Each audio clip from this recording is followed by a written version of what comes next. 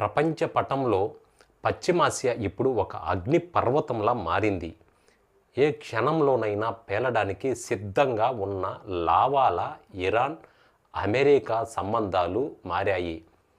దశాబ్దాలుగా సాగుతున్న ఈ ప్రచ్ఛన్న యుద్ధం ఇప్పుడు క్లైమాక్స్కు చేరుకుందా?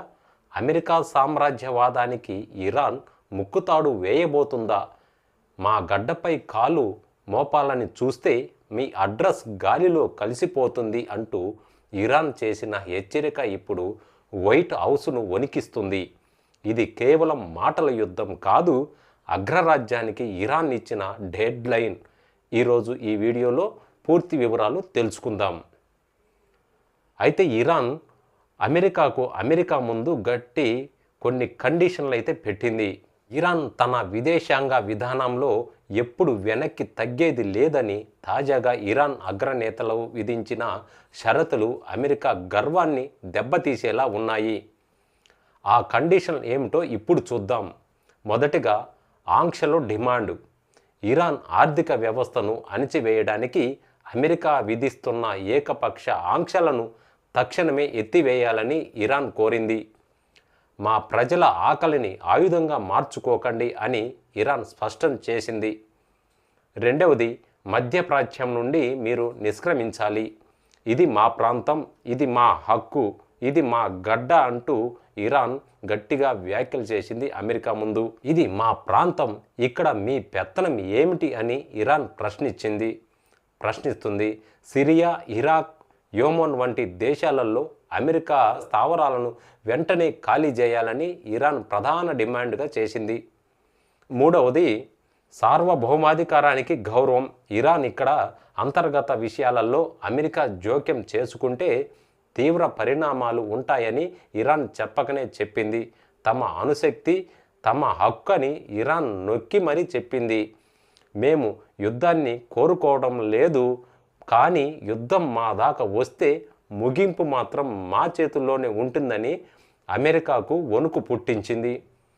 అమెరికాను ఢీకొట్టే ధైర్యం ఇరాన్కు ఎక్కడిది? దీని వెనుక దశాబ్దాల కసి మాత్రం ఉంది.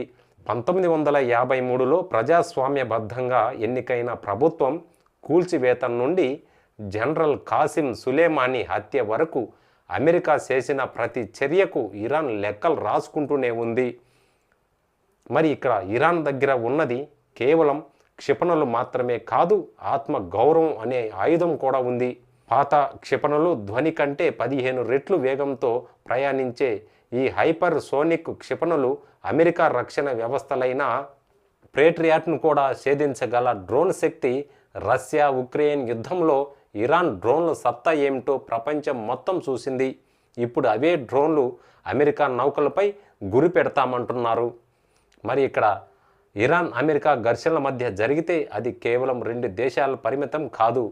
హార్మోజ్ జలసంధి ప్రపంచ చమురు రవాణా సంస్థ ఇక్కడ నుంచే 20% వరకు ఇక్కడ నుంచే జరుగుతుంది. ఇరాన్ దీన్ని మూసివేస్తే ప్రపంచ దేశాల ఆర్థిక వ్యవస్థలు కుప్పకూలిపోతాయి. పెట్రోల్ ధరలు ఆకాశాన్ని అంటుతాయి. ఇరాన్ వెనుక రష్యా మరియు చైనా అండగా నిలబడటం అమెరికాకు పెద్ద తలనొప్పిగా మారింది. ఇది 3వ ప్రపంచ యుద్ధానికి దారి తీస్తుందా అనే భయం కూడా ఉంది.